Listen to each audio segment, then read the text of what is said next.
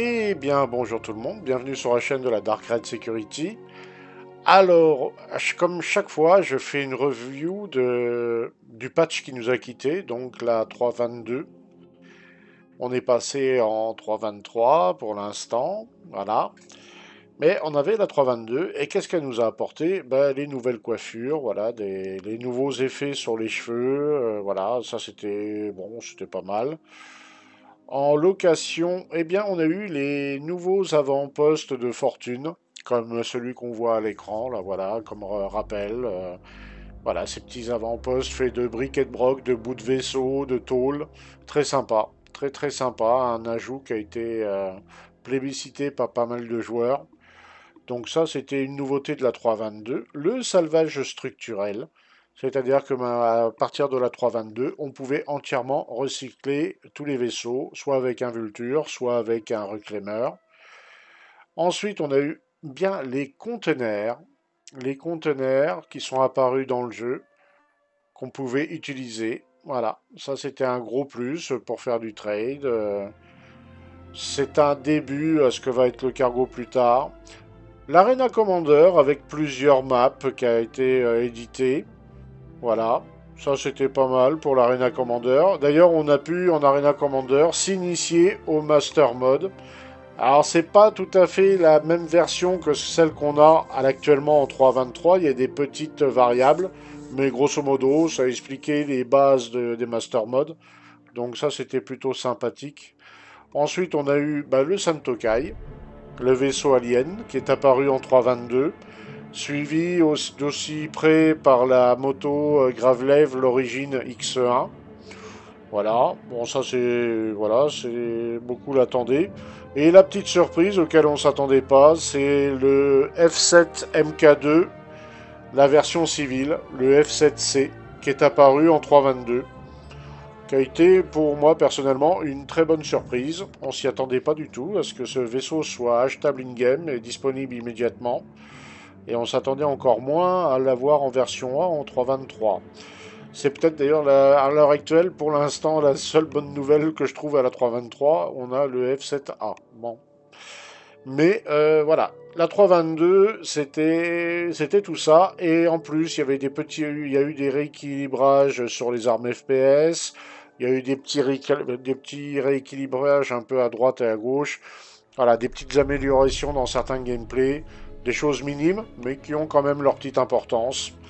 Alors, que retenir de la 3.22? Ça a été un patch un petit peu long, mais pas trop.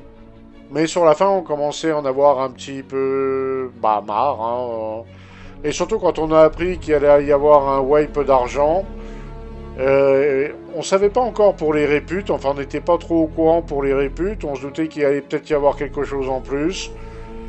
Mais bon, sur la fin, ça motivait plus grand monde à jouer parce que il y avait toujours l'appréhension de savoir si le wipe allait se passer correctement ou avec difficulté. Donc, sur la fin, on était moins nombreux à jouer à la 3.22. Et sur la fin aussi, avec l'arrivée de l'EPTU 3.23, elle s'est assez rapidement dégradée par moment. Ce qui l'a rendu pas tellement jouable sur sa toute fin d'ailleurs. Mais bon, ça dépendait. Ça frappait les gens de façon aléatoire. D'autres étaient plus touchés que d'autres en fait. Voilà. On n'est jamais tous égaux dans Star Citizen. On a des bugs que les autres n'ont pas. Et des fois, on a plus de malchance avec le gameplay que les autres. Voilà. Donc certains ont été un petit peu embêtés avec la 3.22 sur la fin. Autrement que dire, ça a été un patch jouable. Certains ont fait des profits non négligeables en faisant tel ou tel gameplay. Elle était assez stable, faut dire. On notera que la 3.22, c'est le dernier patch avec le système des 30K à répétition. La 3.23 a encore parfois des 30K, mais nettement moins. Maintenant, on est plus dans un cycle de please wait, server error, on va dire. Et encore pas tant que ça au final. Mais voilà, c'était le dernier patch avec le bon vieux souci des 30K à répétition. Donc, bah, ça, beaucoup vont pas le regretter. Niveau jouabilité, fluidité, bah, on était sur un patch classique. La 3.23, il est vrai, marque un plus à ce niveau-là, hein. Les performances de la 3.23 sont quand même nettement supérieures.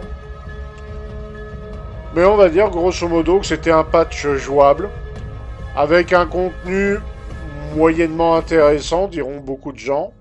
Mais il a quand même eu son importance, cet ajout de gameplay. Même si, on va dire, c'était un de ces patchs qu'on pouvait appeler patchouné, parce qu'il n'y avait pas grand-chose de révolutionnaire à l'intérieur.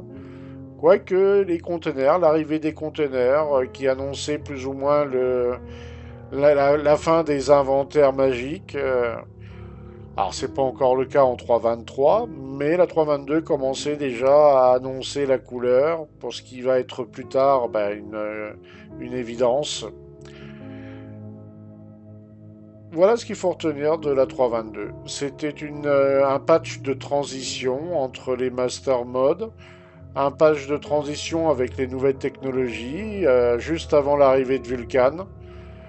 Voilà, il y avait pas mal de choses qui étaient en fin de vie, et la 3.22, ça représente un peu tout ce qui était Star Citizen avant, et ne sera plus trop, on va dire.